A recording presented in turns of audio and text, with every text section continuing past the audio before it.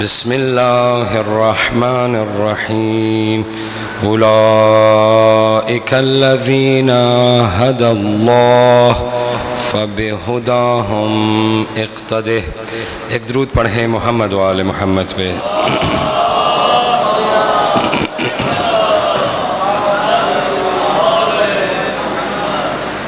عزاداران سید الشہداء مومنین کرام، ابتدائی مجلس میں دست بدعا ہیں کہ پروردگار عالم ہماری اس عظیم عبادت کو اپنی بارگاہ میں قبول فرما، جو مومنین تشریف فرما ہیں ان کی حاجات کو پورا فرما، اور اس وقت جہاں جہاں بھی فرش عزا کا اہتمام ہو رہا ہے پروردگار عالم تمام ان جگہوں کی حفاظت فرما، مملکت خداداد پاکستان کو استحکام عنایت فرما، اور جس نے بھی اس ملک کو نقصان پہنچایا ہے، اس ملک کو کمزور کیا ہے، دل سے آمین کہیے گا۔ پروردگار ان سب کو تباہ و برباد فرما،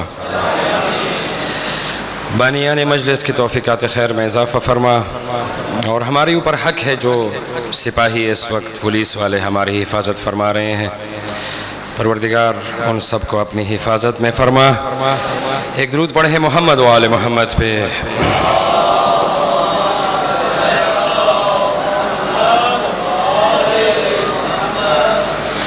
کربلا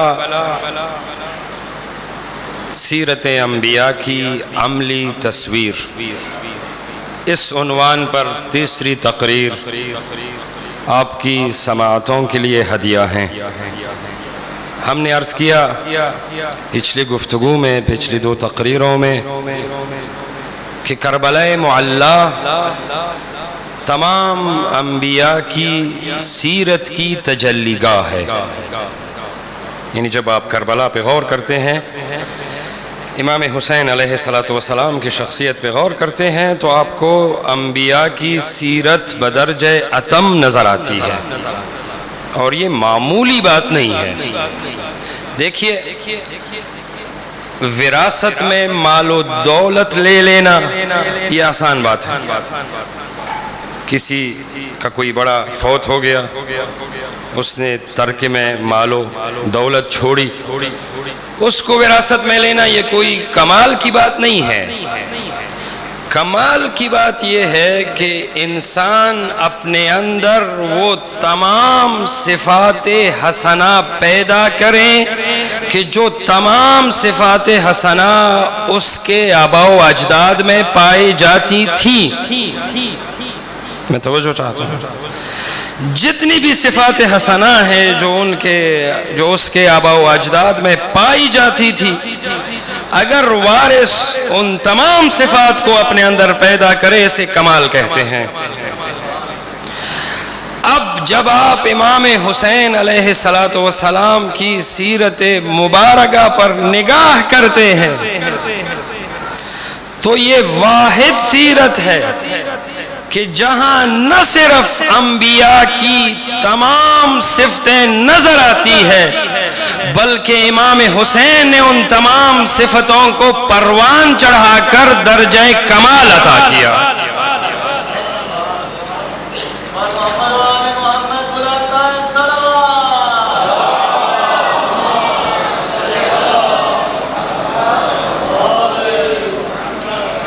اور ایسا کیوں نہ ہو، چونکہ فرزند حیدر کرار ہے، اور حیدر کرار کے بارے میں مشہور ہے کہ جو بھی صفت حیدر کرار کے پاس آئی ہے وہ پھر خود بخود درجہ کمال تک پہنچی ہے، جو بھی صفت آئی ہے۔ اور یہ ہمارا اعتراف نہیں ہے، یہ اعتراف جس نے بھی سیرت امیر المومنین پہ غور کیا اس نے یہ اعتراف کیا ہے۔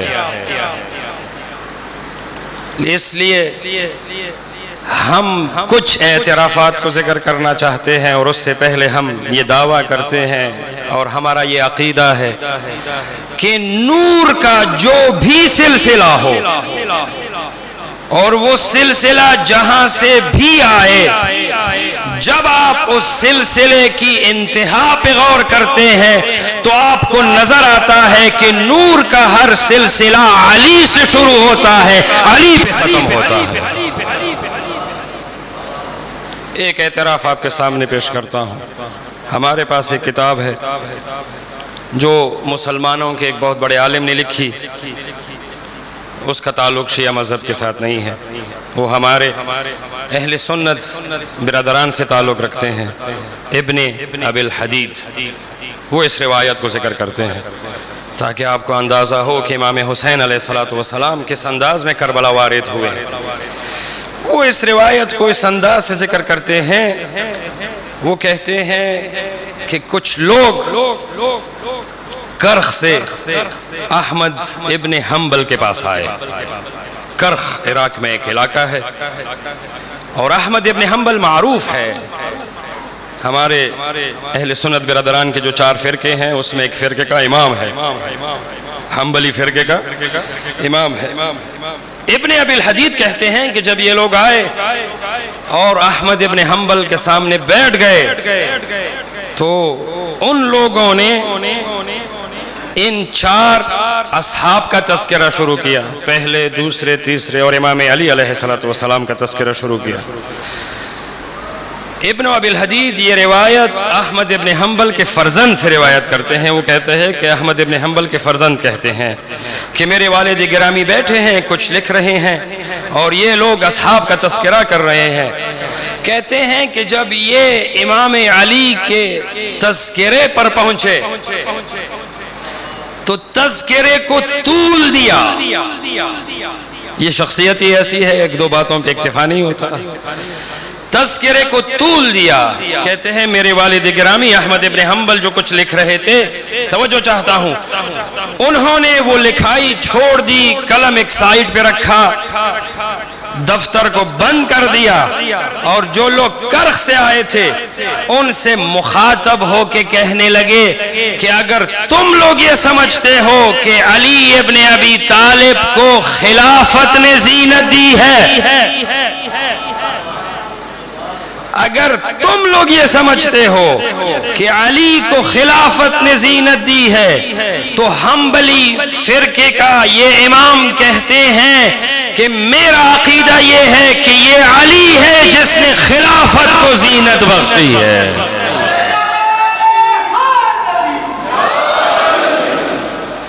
یہ علی ہے جس نے خلافت کو زینت بخشی ہے۔ کیوں؟ چونکہ ذات علی میں کسی چیز کی کمی نہیں ہے، زینت وہاں ہوتی ہے جہاں کمی ہو، ذات علی میں کسی چیز کی کمی نہیں ہے۔ اور اس سے بڑھ کر توجہ چاہتا ہوں، یہ روایت نقل کرنے کے بعد ابن ابی الحدید خود ایک بات کرتے ہیں، وہ بات بھی سننے والی ہے۔ اچھا، وہ بھی جو جس کا میں نے تذکرہ کیا وہ بھی ہمارے مذہب کے ساتھ تعلق نہیں ہے۔ اب یہ میں نے آپ سے عرض کیا کہ یہ بھی ہمارے اہل سنت برادران جو کہ ہمارے بھائی ہیں، ہماری جانیں ہیں، اس مذہب سے تعلق رکھتے ہیں۔ ابن ابی الحدید جب یہ روایت نقل کرتے ہیں، روایت نقل کرنے کے بعد ایک تاریخی جملہ لکھتے ہیں، وہ کہتے ہیں کہ احمد ابن حنبل نے جب یہ کہا کہ یہ علی ہے جس نے خلافت کو زینت بخشی ہے تو اس کا مطلب یہ ہے کہ خلافت میں کمی تھی، علی نے اس کمی کو دور کر کے خلافت کو کمال عطا کیا۔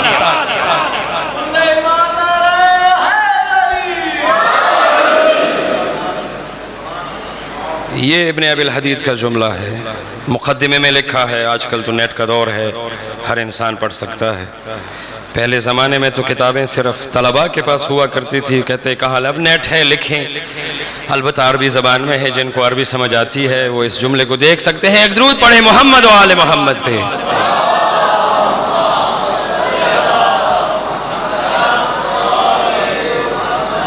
تو میں عرض کر رہا تھا کہ تمام اوصاف انبیاء وہ نسلاً بعد نسل ہوتے ہوئے امام حسین کے پاس آئی، امام حسین نے ان اوصاف کو درجہ کمال عطا کیا۔ اور پھر اسی اوصاف کو لے کر کربلا میں داخل ہوئے.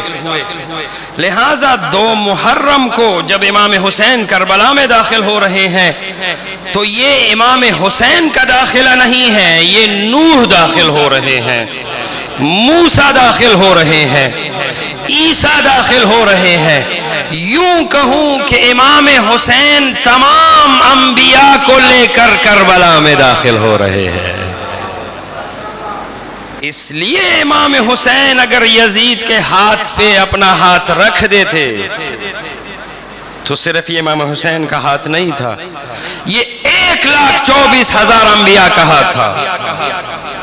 امام حسین بھی جانتے ہیں کہ آپ کے ہاتھ کی کیا اہمیت ہے، اس لیے کہا لا اعطین بیدی اعطاء العبید، میں کبھی بھی اپنا ہاتھ یزید کے ہاتھ پہ نہیں رکھوں گا.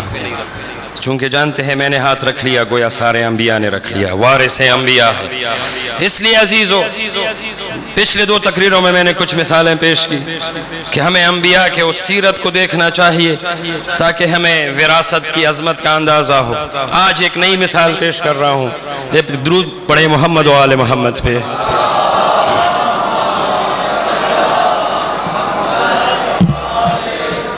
سورہ طٰہٰ، اور اپنے ساتھ پیغام محفوظ کیجئے گا. آپ نے قرآن بہت دفعہ پڑھا ہوگا لیکن یہ پیغام اپنے سینے میں محفوظ کیجئے. سورہ طٰہٰ، حضرت موسیٰ علیہ السلام کی والدہ گرامی کے بارے میں ارشاد ہو رہا ہے وَأَوْحَيْنَا إِلَىٰ أُمِّكَ مَا يُوحَىٰ. کہا موسیٰ ہم نے کسی زمانے میں تیری ماں کے ساتھ گفتگو کی تھی، تیری ماں پر وحی نازل کی تھی، تیرے ماں کے دل میں الہام ڈال دیا تھا. چونکہ وحی صرف انبیاء کے اوپر آتی ہے لیکن وہی لفظ استعمال ہوا ہے. وہی کیا تھی، وہ گفتگو کیا تھی؟ توجہ چاہتا ہوں خصوصاً جو میرے جوان بیٹھے ہیں انشاءاللہ اپنے ساتھ پیغام لے جائیں گے اور اس ممبر اور بانیان کے لیے دعا کریں گے، چونکہ ممبر سے ایسی بات ہو جو آپ کی زندگی کو تبدیل کر دے. گفتگو کیا تھی؟ قرآن دیکھیں. قرآن ایک قصہ ذکر کر رہا ہے جو آج سے 6,000 سال پہلے 7,000 سال پہلے رونما ہو چکا ہے. آج کے ہر تعلیمی یافتہ انسان کا یہ فریضہ بنتا ہے کہ وہ اس قصے سے سوال کرے کہ 6,000 سال پرانا قصہ مجھے آج کیا فائدہ پہنچا رہا ہے. اور قرآن میں یہ ہمت ہے کہ وہ آپ کو جواب دے. آپ کی توجہ ہے انشاءاللہ. عزیزو وہ گفتگو کیا تھی، وہ الہام کیا تھا، وہ وحی کیا تھی؟ ارشاد ہوا انقذفیہ فی الیم، انقذفیہ فی التابوت فاقذفیہ فی الیم فلیلقہ الیم بالساحل یأخذہ عدو لی وعدو لہ. اس آیت کا ترجمہ کرنے سے پہلے میں صرف ایک تاریخی منظر مختصر سے انداز میں تاکہ آیت کی سمجھ آئے. حضرت موسیٰ کے پیدا ہونے سے پہلے بہت سے لوگوں کو اس بات کا پتہ ہوگا، فرعون کو اس زمانے کے نجومیوں نے، جادوگروں نے یہ بات بتا دی تھی کہ بنی اسرائیل کے قبیلے سے ایک بچہ پیدا ہوگا جو تمہاری حکومت کو ختم کر دے گا، تمہاری بادشاہت کو ختم کر دے گا. اس وقت 2 قبیلے تھے، ایک قبطی قبیلہ تھا اور ایک بنی اسرائیل کا قبیلہ تھا. فرعون کو جب یہ خبر دی گئی حساب کتاب کر کے کہ ایک بچہ پیدا ہونے والا ہے جو بچہ تمہاری حکومت کو ختم کر دے گا، تو اس کے بعد فرعون نے حکم دیا کہ بنی اسرائیل میں جتنے بھی مرد پیدا ہوتے ہیں، مرد بچے، اس کو ذبح کر دو. قرآن بھی اس کی طرف اشارہ کر رہا ہے.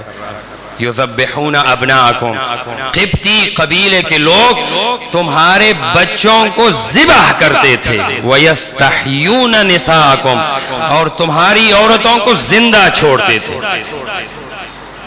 یہ حکم ہوا کیونکہ فرعون خوف کھا گیا ایسا نہ ہو وہ بچہ پیدا ہو جائے. اب میں توجہ چاہتا ہوں، لیکن خدا جسے پیدا کرنے کا انتظام کرنا چاہے،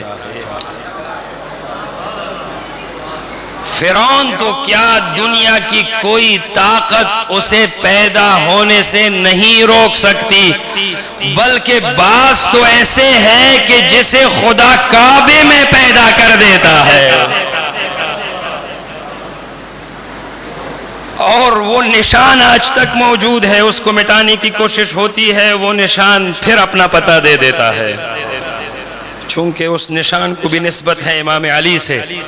بہرحال جب خدا ارادہ کرتا ہے تو خدا کے ارادے پہ کوئی غالب نہیں آ سکتا۔ حضرت موسیٰ پیدا ہوئے، اب والدہ کو خوف لاحق ہوا کہ ایسا نہ ہو اسے ذبح کر دیا جائے، لیکن خدا نے اس کے بچانے کا انتظام کیا ہوا ہے۔ توجہ چاہتا ہوں، ماں کو ارشاد ہوا کہ موسیٰ کو تابوت میں رکھ دیجئے اور اس تابوت کو دریا میں پھینک دیجئے، اور ہم دریا کو حکم دیتے ہیں کہ اس تابوت کو ساحل پر لے جائیے۔ توجہ چاہتا ہوں، اس کے بعد جملہ کہا جب یہ ساحل پہ پہنچ جائے گا، یاخذہ عدو لی وعدو لہ، جب یہ تابوت ساحل پر پہنچ جائے گا تو اس تابوت کو میرا دشمن، مجھ اللہ کا دشمن اور موسیٰ کا دشمن اپنی تحویل میں لے لے گا۔ آیت کا سادہ ترجمہ آپ نے سنا۔ حضرت موسیٰ کی ماں کو کیا ارشاد ہوا؟ موسیٰ کو تابوت میں ڈال دیجئے، تابوت کو دریا میں پھینک دیجئے، اور دریا کو یہ حکم ہے کہ اس تابوت کو ساحل پر لے جائے۔ عزیزو، اور آخری جملہ کیا ہے؟ یاخذہ عدو لی وعدو لہ، اس موسیٰ کو میرا دشمن اور موسیٰ کا دشمن اٹھا لے گا۔ اب میں آپ سے ایک سوال کرتا ہوں تاکہ آپ کو اندازہ ہو جائے کہ انبیاء کے گھر میں جو عورتیں رہتی ہیں اس کا ایمان کیا ہے۔ البتہ سب کی نہیں، کچھ تو ایسی بھی ہے۔ ایک درود پڑھے محمد و آل محمد۔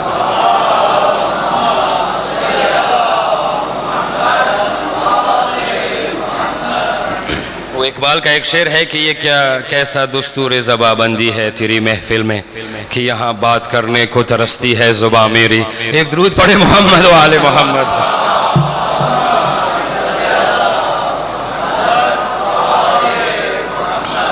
بہرحال اگر آپ سے کہا جائے کہ اپنے بچے کو چھوڑ دو، یہ بچہ جب گلی کے نکر پہ پہنچ جائے گا تو اس بچے کا دشمن اس کو اٹھا لے گا، کیا بچے کو چھوڑیں گے؟ کوئی نہیں چھوڑے گا۔ حضرت موسیٰ کی ماں کو ارشاد ہوا موسیٰ کو تابوت میں رکھ دو، تابوت کو دریا میں پھینک دو، اور یہ دریا جب اس تابوت کو ساحل پر لے جائے تو اس کا دشمن اس کو اٹھا لے گا۔ اب موسیٰ کی ماں کے ایمان کو دیکھ لیں، ایک لمحے کے لیے بھی تردد کا شکار نہیں ہوئی، جیسے حکم آیا موسیٰ کو دریا میں پھینک دیا۔ یہ نہیں کہا اس کو دشمن اٹھا لے گا، چونکہ جانتی ہے کہ خدا نے اس بچے کی حفاظت کا انتظام کیا ہوا ہے۔ اور جب خدا انتظام کرتا ہے، توجہ چاہتا ہوں، فرعون کا منصوبہ تھا بنی اسرائیل میں جتنے بچے پیدا ہو سب کو ذبح کر دو، کیونکہ یہ ہماری حکومت ختم کرنے کے درپے ہے۔ خدا نے ارادہ کر لیا کہ جس نے تیری حکومت ختم کرنی ہے اسے میں تمہارے گھر میں رکھوں گا، اسے میں تمہارے گھر میں رکھوں گا۔ یہ خدا کا ارادہ ہے۔ خوب یہ آیت ہے۔ اب آپ دیکھیں نا، میں پیغام دینا چاہتا ہوں، ہمارا کتنا تعلق ہے خدا کے ساتھ، ہماری کتنی محبت ہے خدا کے ساتھ۔ ہم بھی خدا کے ساتھ بیٹھ کے گفتگو کر سکتے ہیں نا، اس کے لیے کسی وقت کی ضرورت نہیں ہے، کسی خاص لباس پہننے کی ضرورت نہیں ہے۔ عزیزو، اگر آپ کو پتہ چل جائے کہ خدا آپ سے کتنی محبت کرتا ہے، ہر انسان شرمندہ ہو جاتا ہے۔ امام حسین کا ایک عجیب جملہ ہے دعائے عرفہ میں، وہ کیا کہتے ہیں؟ وہ کہتے ہیں من فقدک ما وجد ومن وجدک ما فقد۔ وہ کہتے ہیں اے پروردگار، جس نے تجھے پا لیا اس نے کیا کھویا، اور جس نے تجھے کھو دیا اس نے کیا پا لیا۔ یہ جملہ صرف امام حسین ہی کہہ سکتے ہیں۔ ہمارا کیا تعلق ہے عزیزو؟ ہمیں خدا سے گفتگو کرنی چاہیے. دیکھیں میں ایک نماز کے بارے میں مثال دوں. ہمارے ہاں خدا کا تصور بھی عجیب سا ہے. انشاءاللہ یہ پیغام اپنے ساتھ محفوظ کیجیے. دیکھیں موسیٰ کے لیے خدا نے کیسے انتظام کیا ہے. خدا کی محبت موسیٰ کے ساتھ خاص نہیں ہے, وہ آپ سے بھی محبت کرتا ہے, ہم سے بھی محبت کرتا ہے, وہ سارے بندوں سے محبت کرتا ہے. وہ خدا ہمارے لیے بھی بندوبست کر سکتا ہے.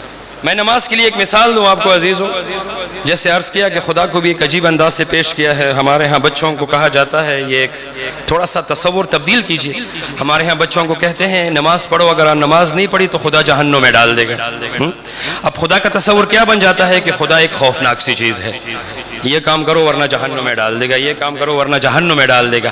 یوں بھی تو کہا جا سکتا ہے, خصوصاً جو میری مائیں بہنیں مجھے سن رہی ہے, یوں بھی تو کہا جا سکتا ہے کہ سچ بولو بیٹا, اگر سچ بولو گے تو خدا جنت عطا کرے گا. یوں بھی تو کہا جا سکتا ہے نا. اور امام صادق علیہ السلام ایک درود پڑھے محمد و آل محمد پہ.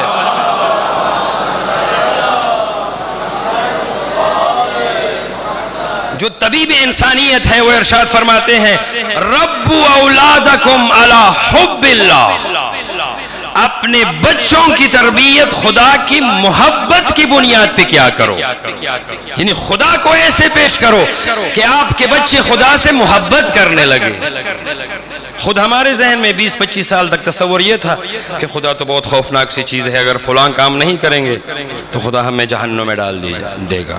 نہیں عزیزوں, دیکھیں نماز کے بارے میں یہ تصور میں آپ کو پیش کرتا ہوں, اور انشاءاللہ آپ اپنے ساتھ اس پیغام کو لے جائیے.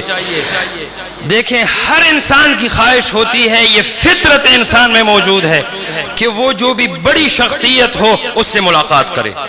ایسے ہے یا نہیں ہے؟ ہر انسان کی خواہش ہوتی ہے. اس کی دلیل یہ ہے کہ ہم میں سے کوئی بھی کسی بڑی شخصیت کے ساتھ ملاقات کرتا ہے, آج کل کے زمانے میں تو تصویر بنانے کی کوشش کرتا ہے, پھر اسے ہم سوشل میڈیا پہ دیتے ہیں. خوب اگر یہ فخر کی بات نہ ہوتی تو ہم یہ کام نہ کرتے. یہ انسان کی فطرت ہے عزیزو, توجہ چاہتا ہوں آخری انسان تک. یہ انسان کی فطرت ہے کہ وہ اپنے سے بڑے انسان سے ملنے کی خواہش رکھتا ہے, جو بھی بڑی شخصیت ہو سے ملنے کی خواہش رکھتا ہے. اب میں آپ سے پوچھتا ہوں کیا خدا سے بڑی ذات اس کائنات میں موجود ہے؟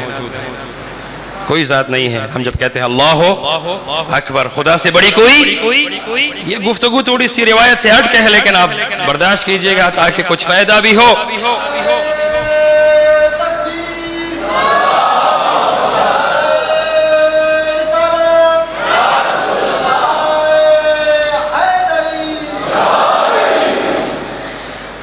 خدا سے بڑی ذات نہیں ہے, اور وہ خدا, توجہ چاہتا ہوں آپ سے, کہتا ہے کہ میں نے 5 وقت کی نماز فرض کر دی. 5 وقت کی نماز کا فائدہ کیا ہے؟ یعنی گویا وہ کہنا چاہتے ہیں, حدیث میں ہے کہ جب آپ نماز پڑھتے ہیں تو آپ خدا سے ملاقات کرتے ہیں. خدا 5 دفعہ آپ کو ہر دن یہ موقع دیتا ہے کہ مجھ سے کوئی بڑی ذات نہیں ہے, آؤ مجھ سے ملاقات کرو, آؤ مجھ سے ملاقات کرو. میں تیار ہوں ملاقات کرنے کے لیے. اور پھر آپ نے دیکھا ہے نا, جب آپ کسی بڑے سے ملاقات کرتے ہیں تو سفارش کی ضرورت ہوتی ہے, ایسا ہے نہیں ہے, دن ٹائم یہ سب چیزیں, آپ نے فلاں دن ملنا ہے. خدا کہتا ہے جس وقت چاہو مجھ سے مل سکتے ہو, جس وقت چاہو. تو عزیزو وہ خدا نے کیسے انتظام کر لیا موسیٰ کے لیے. کہا فرعون تم نے منصوبہ بنایا ہے کہ تو اس بچے کو قتل کرے گا. خدا کا ارادہ یہ ہے کہ یہ بچہ تیرے ہی قصر میں پلے بڑھے گا, یہی رہے گا, اسے تو حفاظت فراہم کرے گا عزیزو. لہذا اور پھر دیکھیں اس کے لیے خدا نے اسباب بھی فراہم کیے. پہلا سبب کیا فراہم کیا؟ تابوت کو نازل کیا. دوسرا مقدمہ ماں سے خطاب کیا. تیسرا مقدمہ پانی سے خطاب کیا. پانی سے کہا اس تابوت کو وہاں لے جانا ہے. اب میں آخری جملہ کر کے مصائب کی منزلوں کی طرف آؤں گا, چونکہ یہ پرسے کے دن ہے. جب پانی سے خطاب کیا کہ تم نے موسیٰ کے تابوت کو فرعون کے گھر کی طرف لے جانا ہے, موسیٰ کے ماں کے ساتھ رابطہ ہے، پانی کو حکم دے رہا ہے چونکہ پانی بات مان رہا ہے، لیکن فرعون متکبر ہے، فرعون سے خطاب نہیں کیا، موسیٰ سے کہا وَأَلْقَيْتُ عَلَيْكَ مَحَبَّةً مِّنِّي، اے موسیٰ جو بھی تجھے دیکھے گا وہ تجھ سے محبت کرے گا۔ اس لیے روایت میں ہے کہ جیسے صندوق کھولا گیا اور جناب آسیہ نے موسیٰ کو دیکھا تو پہلی نظر میں موسیٰ کو پسند کیا، اور جب فرعون نے چاہا کہ اس بچے کو قتل کر دے تو جناب آسیہ نے کہا کتنا پیارا بچہ ہے، ہم اس کو اپنا بچہ بنا لیتے ہیں۔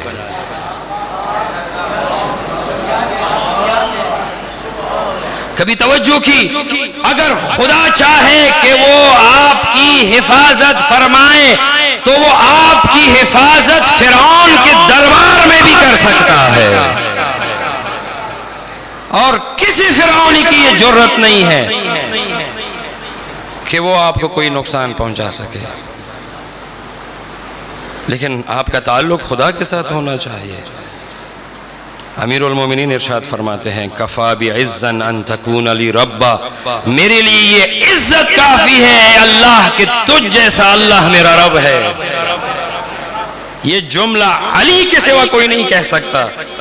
میں ہمیشہ عربی زبان میں کہتا تھا کہ یہ جملہ خود پکار رہا ہے کہ میں علی کا جملہ ہوں۔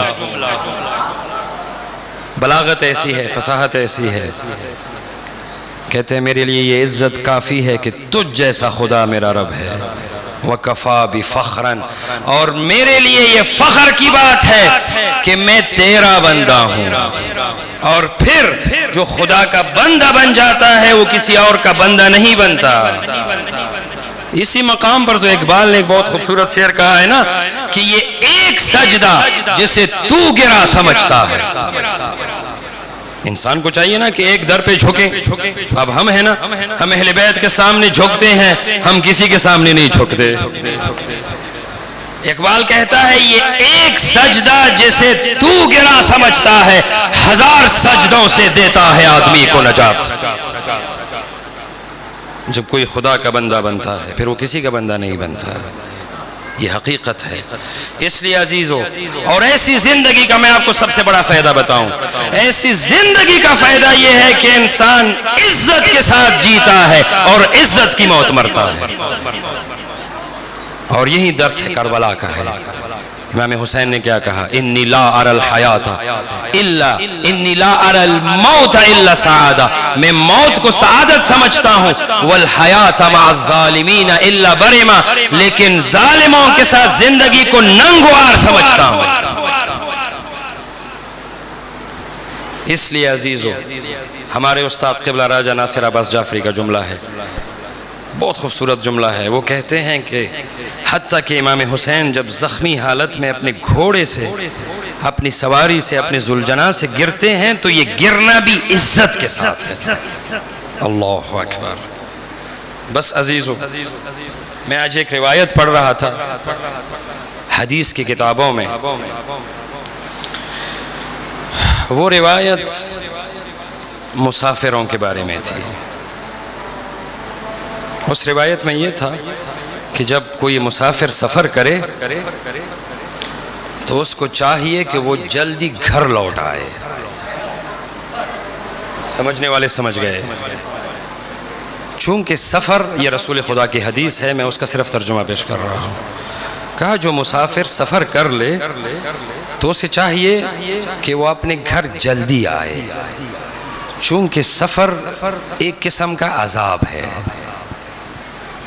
اور میں آپ لوگوں سے سوال کرتا ہوں، وہ مسافر کیسے گھر لوٹ آئے کہ جسے ایک شہر میں نظر بند کر دیا گیا ہو، جس کے ساتھ دھوکہ کیا گیا ہو، جس کے ساتھ دغا کی گئی ہو۔ عزیزو، امام حسین کا ایک جملہ ملتا ہے امیر مسلم کے بارے میں، عجیب جملہ ہے۔ یہ جملہ میں نے صرف 2 لوگوں کے بارے میں دیکھا ہے کربلا میں۔ ایک حر کے بارے میں ایک امام حر کو خطاب کیا تھا امام حسین نے کہ تو میرا بھائی ہے، اور ایک یہ جملہ امیر مسلم کے بارے میں ملتا ہے۔ جب امیر مسلم کو کوفہ روانہ کیا تو ایک خط دیا، اس خط کا پہلا جملہ یہ ہے بسم اللہ الرحمن الرحیم من الحسین ابن علی الی اشراف کوفہ، اور اس کے بعد جملہ کیا لکھا؟ انی باعث الیک، میں تم لوگوں کی طرف بھیج رہا ہوں۔ کسے بھیج رہا ہوں؟ اخی، اپنے بھائی کو بھیج رہا ہوں۔ وابن عمی، وابن عمی، اور اپنے چچا زاد کو، وثقتی من اہل بیتی، اور اپنے اہل بیت میں سے سب سے پر اعتماد انسان کو بھیج رہا ہوں۔ یہ وصف بیان کیا ہے، یہ صفت بیان کیا ہے امام حسین نے۔ اب تھوڑا سا یہ تصور کیجئے کہ اگر آپ کے بارے میں امام حسین یہ کہے کہ یہ میرا بھائی ہے، یہ کتنے اعزاز کی بات ہے۔ ہمارے لیے تو یہ اعزاز کی بات ہے کہ امام حسین ہمارے بارے میں کہیں یہ میرا غلام ہے۔ امیر مسلم کے بارے میں کیا کہا؟ کہا میں تمہاری طرف اپنے بھائی کو بھیج رہا ہوں، اور یہ بھائی پہنچے کوفہ۔ کوفہ پہنچنے کے بعد 18,000 لوگوں نے آپ کے ہاتھ پہ بیعت کی۔ اور ہاں ایک اور جملہ، یہ جملہ بہت مہم ہے، میں نے شاید عرض کیا ہو، کربلا میں 2 شخصیات ایسی ہیں کہ جنہیں امام حسین نے اختیار کل دیا ہے۔ یہ بات سمجھنے والی ہے، یعنی جب وہ 2 شخصیات کون کون سی ہے؟ ایک شہزادی زینب ہے کہ جب سفر کی تیاری کی تو آپ سے یہ نہیں کہا کہ کس کو لے جانا ہے کس کو نہیں لے جانا، آپ کو اختیار دیا کہ جس کو لے جانا ہے یہ آپ کا اختیار ہے۔ یہ شہزادی زینب کا مرتبہ ہے۔ اور دوسری شخصیت مسلم بن عقیل ہے۔ مسلم بن عقیل کو جب کوفہ روانہ کیا تو یہ نہیں کہا کہ جنگ کرنا ہے، صلح کرنا ہے، بلکہ کہا وہاں کے حالات دیکھ لو اور جو آپ کے سمجھ میں آئے، جو آپ کو مناسب لگے وہی کرنا۔ خب یہ کس چیز پر دلالت کرتی ہے؟ کتنا اعتماد ہے امام حسین کو امیر مسلم پر۔ اور میں تاریخ کا ایک اور جملہ آپ کے حوالے کرتا ہوں، اگر یہ 4 لوگ کربلا میں جمع ہوتے تو کربلا کا نقشہ تبدیل ہوتا۔ امیر مسلم ابو الفضل عباس، حنفیہ ابن حنفیہ، اور ایک عبداللہ ابن جعفر، چونکہ یہ چاروں کے چاروں اپنے زمانے کے سب سے شجاع ترین لوگ تھے۔ عزیزو، مسلم کوفہ پہنچے، آپ کے ہاتھ پہ لوگوں نے بیعت کی، اور آپ نے امام حسین کو خط لکھا کہ 18,000 لوگوں نے میرے ہاتھ پہ بیعت کی ہے، لہٰذا آپ کوفہ تشریف لائیے۔ لیکن جو کچھ مسلم کے ساتھ کوفہ میں ہوا وہ کسی مسافر کے ساتھ نہیں ہوتا۔ میں نے ہمیشہ دیکھا ہے کہ مسافر کا احترام کیا جاتا ہے، خود ہمارا کئی جگہوں پر احترام ہوا کہ یہ مسافر ہے۔ ایک رات ایسی آئی، ایک شام ایسی آئی کہ جب نماز عشاء ختم کرنے کے بعد دیکھا تو مسجد میں کوئی نہیں ہے۔ اب رات کی تاریکی اور کوفے کی گلیاں، مسلم کو نہیں پتا کہ وہ کس سم چلا جائے۔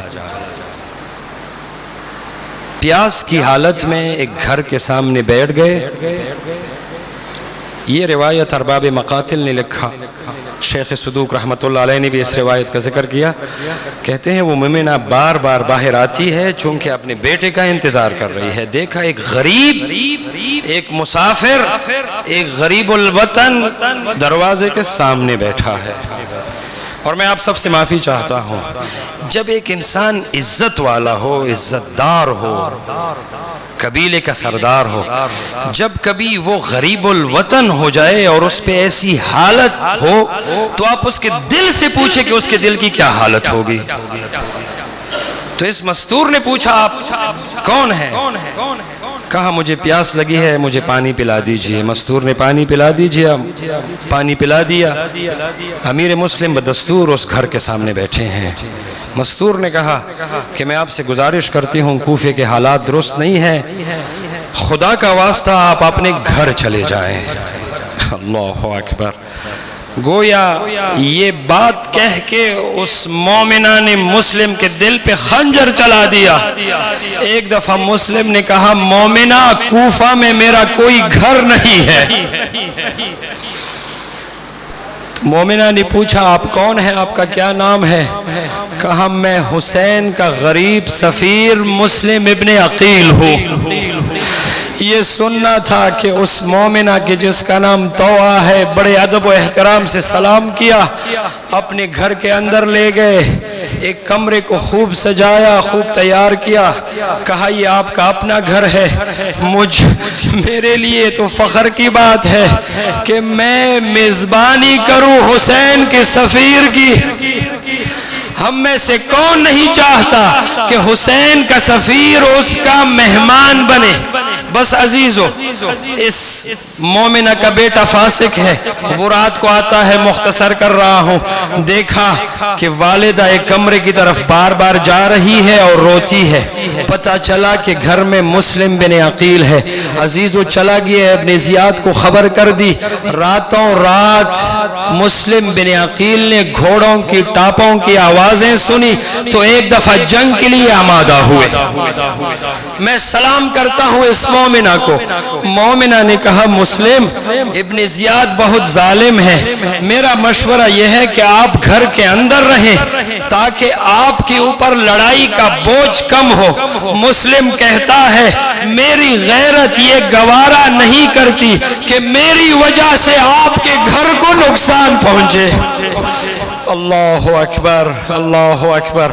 بس عزیزو، جنگ کا سامان، جنگ کا لباس زیب تن کیا، باہر آئے۔ میں صرف ایک جملہ ادا کرنا چاہتا ہوں اور مومنوں سے معافی کا طلبگار ہوں۔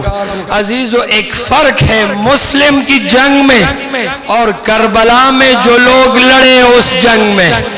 جب کربلا میں علی اکبر جنگ کے لیے نکلے، پیاسے ضرور تھے لیکن امام حسین جیسی شخصیت داد دے رہی تھی، ماشاءاللہ مرحبا اکبر اچھا لڑ رہے ہو۔ عباس جنگ کے لیے نکلے تو بھائی حوصلہ افزائی کر رہے ہیں، قاسم جنگ کے لیے نکلے تو امام حسین کئی بار حملہ کرتے ہیں۔ ہائے مسلم کی غریبی، کوئی نہیں ہے کہ جو مسلم کی حوصلہ افزائی کرے۔ ہاں ہاں، یہ مومنہ چھت پہ چلی گئی اور وہاں سے کہہ رہی ہے مرحبا مرحبا، مسلم بہت اچھا جنگ کر رہے ہیں۔ عزیزو جنگ کیا اور دھوکے سے گرفتار ہوئے، زخمی ہوئے، ہاتھوں کو باندھا اور ایک عجیب جملہ کہا کوفے والوں بہت اچھی وفا کی، مجھے بہت پیاس لگی ہے، میں تھوڑا سا پانی پینا چاہتا ہوں۔ ایک آدمی نے پانی حاضر کیا، مسلم نے جب پانی پینا چاہا تو مسلم کا مبارک خون اس پانی میں مل گیا۔ ایک اور جام لایا گیا، یہی مسئلہ ہوا۔ عزیز و مسلم نے کہا لگتا ہے کہ خدا مجھے جنت میں رضوان کے ہاتھوں سے پانی پلائے گا۔ ایک دفعہ ابن زیاد کے سامنے پیش کیا گیا، ابن زیاد کے دربار میں ایک آدمی نے کہا کہ ارے امیر کو سلام کیجئے، تو مسلم نے عجیب جملہ کہا مالی امیر سوال حسین، میرا حسین کے علاوہ کوئی امیر نہیں ہے۔ اللہ اکبر، زخمی حالت میں ہے۔ عزیزو ابن زیاد نے مسلم کے سامنے امیر المومنین کو برا بلا کہا۔ مسلم نے جملہ کہا ابن زیاد تم نے میرے ہاتھ باندھ لیے، مجھے گرفتار کیا، کاش میرے ہاتھ کھلے ہوتے تو میں تمہارے دربار میں بتاتا کہ تمہاری جرت کیسے کہ تم میرے سامنے علی کو برا بلا کہو۔ بس عزیزو مسلم نے کہا کہ میں کچھ وصیتیں کرنا چاہتا ہوں۔ عمر سعد کو بلایا گیا، عمر سعد سے کہا کہ میں جب کوفہ آیا تھا تو میں نے 700 درہم قرض لیا تھا، میرے زرع کو بیچ کر میرا قرض ادا کر دینا، یہ میری پہلی وصیت ہے۔ دوسری وصیت یہ ہے کہ جب میں قتل کر دیا جاؤں تو میرا لاشا دفنا دینا۔ مسلم کو وہی تمنا تھی جو تمنا امام حسین کو تھی۔ امام حسین نے بھی بنی اسد سے یہی کہا تھا، اے اسد کے قبیلے والوں، جب میں قتل کر دیا جاؤں تو مجھے عصر عاشور دفن کر دینا۔ مسلم نے بھی یہی وصیت کی۔ تیسری وصیت عزیزو، میں آپ سب سے معافی چاہتا ہوں، تیسری وصیت کہا کہ اگر دربار میں کوئی شریف آدمی موجود ہے تو وہ میری طرف سے امام حسین کو خط لکھے، امام حسین کو خبر کرے کہ وہ کوفہ نہ آئے، چونکہ کوفہ والے بے وفا ہیں اور امام حسین کے ساتھ علی کی غیرت مند بیٹی زینب ہے۔ اجرکم اللہ۔ عزیزو وصیتیں تمام ہوئی، مسلم بن عقیل کو دارالامارہ کی چھت پہ لے جایا گیا۔ عزیزو عجیب منظر ہے، مسلم بن عقیل نے کعبے کا رخ کیا، جانتے ہیں کہ مولا کعبے میں ہے، اور وہاں سے سلام کیا، السلام علیکہ یا ابا عبداللہ، سلام ہو آپ پر اے مولا حسین۔ مولا حسین اپنی جگہ تشریف فرما ہے، خیمے کے دروازے پر بی بی زینب کھڑی ہے، اپنے بھائی کو دیکھ رہی ہے۔ اسرار و شہادہ والے لکھتے ہیں کہ امام حسین نے بے ساختہ کہا وعلیکم السلام۔ بی بی زینب نے کہا بھائی کس کے سلام کا جواب دے رہے ہو؟ کہا بہنا مسلم کوفہ میں غربت کی عالم میں دارالامارہ کی چھت پر تلوار کے سائے میں کھڑا ہے۔ عزیزو جب بی بی زینب نے اعجاز امامت سے وہ منظر دیکھا تو کہا بھائی مسلم بہت غربت کی عالم میں ہے۔ امام حسین نے کہا بہنا آپ نے اوپر دیکھا نیچے نہیں دیکھا، جب زینب نے نیچے دیکھا تو کوئی کالے برقعے میں بی بی کھڑی ہے، مسلم کا انتظار کر رہی ہے۔ بی بی زینب نے پوچھا بھائی حسین یہ کون ہے؟ کہا یہ میری ماں زہرا ہے۔ اللہ اکبر۔ بس عزیزو میں نے مصیبت کو تمام کیا، مسلم کو شہید کر دیا گیا۔ شہادت سے پہلے مسلم نے ایک عجیب جملہ کہا کوفے والے، اور آپ جانتے ہیں شہادت بھی کب ہوئی؟ 9 ذی الحجہ، کل عید کا دن ہے، سارے مسلمان خوشیاں منا رہے ہیں، مسلمان تماشا کر رہے ہیں، مسلمان اپنے بچوں سمیت کھڑے ہیں۔ مسلم نے ایک عجیب جملہ کہا مسلمانوں کل تم سب نے عید منانی ہے، میں تم سے ایک گزارش کر رہا ہوں، کچھ دنوں کے بعد کوفہ میں میرے 2 بچے آئیں گے۔ اجرکم اللہ۔ پروردگار مجھے ہمت دے کہ میں 2 جملے کہوں۔ کہا کچھ عرصے کے بعد، کچھ دنوں کے بعد کوفے میں میرے 2 بچے آئیں گے، میرے بچوں سے یہ نہ کہنا کہ عید کی شب تمہارے بابا کو یہاں شہید کیا گیا۔ اجرکم اللہ۔ بس عزیزو یہاں مسلم شہید ہوئے، وہاں امام حسین خیمگاہ کے اندر چلے گئے اور کہا میں چاہتا ہوں کہ مسلم کی بیٹی سے پیار کروں۔